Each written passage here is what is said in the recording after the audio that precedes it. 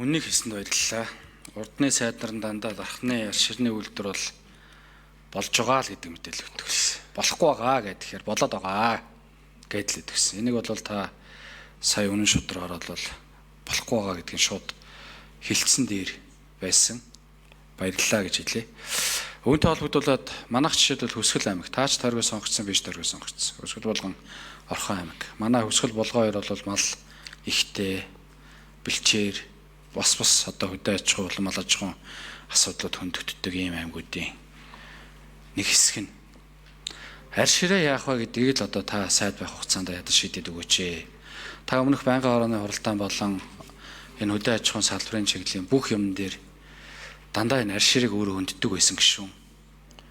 Малчтад маань энэ арь ширээг ашигтай болгох эдийн засгийн эргэлтэнд оруулах тал дээр та сайд байх хугацаанд яаж игээд нэг шийдэл гаргаж эцэлж өгөөч гэдгийг би танаас хүсэж байгаа. Нэгэн дархны арь ширний үйлдвэр болохоо болцсон гэдгийг хэлж байгаа бол аймагуд дээр байгаа саяных шиг арь ширний тодорхой хэмжээний жижигчсэн үйлдвэрүүдийг бид нар байгуулах шаардлагатай байна.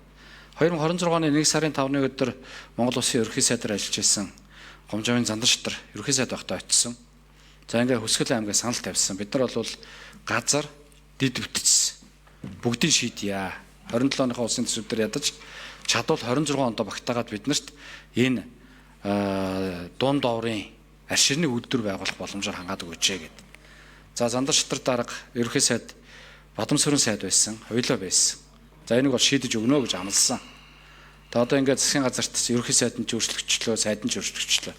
Тэгээ хөсгөлчүүдийн маань хийж бүтээж байгаа, төлөвлөж байгаа энэ ажлууд үргэлжлэх ёстой. Бид нар торгоо сонгогдсон гишүүний хувьд, ард түмний илж болж байгаагийн хувьд, мөн аймагтайгаа одоо нэгт хоёулаа холбоотой ажиллаж байгаагийн хувьд энэ ажлыг бол та бүхнээс бас нэхэж шаардаж явна гэдгийг би хэлэх гэж байгаа.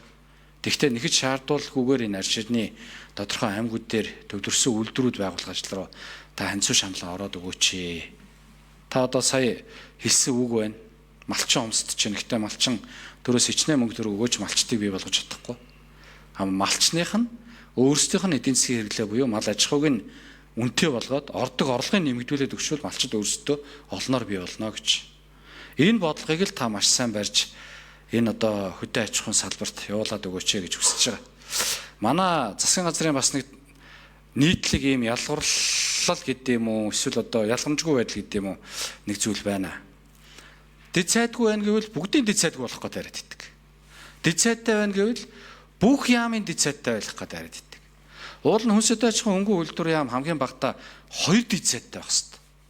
Бүр хамгийн багадаа шүү.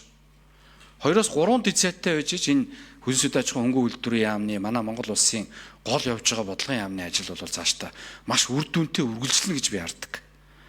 Тэгээ эсвэл яамын сайдгүй байлгыг, эсвэл ганцхан сайд дэд сайд, эсвэл яамын дэд сайдгүй байлгыг, эсвэл одоо ганцхан дэд сайдтай болгоё гэдэг энэ бодлогоос бас манай Монгол Улсын ерөнхий сайд шинэ уучрал ерөнхий сайд манаас татгалзаад ялгамжтай байдлыг тогтоогоод яг тэр аль нь илүү эрэлттэй байгаа, аль нь их ажлын ачаалттай байгаа, аль нь ямар хэмжээний, ямар цар хүрээний бодлого барьж байгаа вэ гэдэг дээр ерөнхий сайд өөрийн шийдвэрээ гаргаж хүнс хөдөө аж ахуйн хөнгөн үйлдвэрийн яамыг хамгийн багадаа 2 дэд сайдтай болгож өгөх ёстой л гэдэг ийм зарчим дээр байгаа. Тэгээд төгсгөлд нь дахин хэлэхэд та өөрөө маш их ярьдаг байсан сэдв.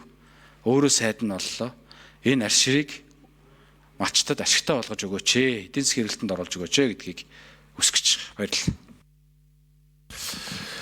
За, цэдэр гişүн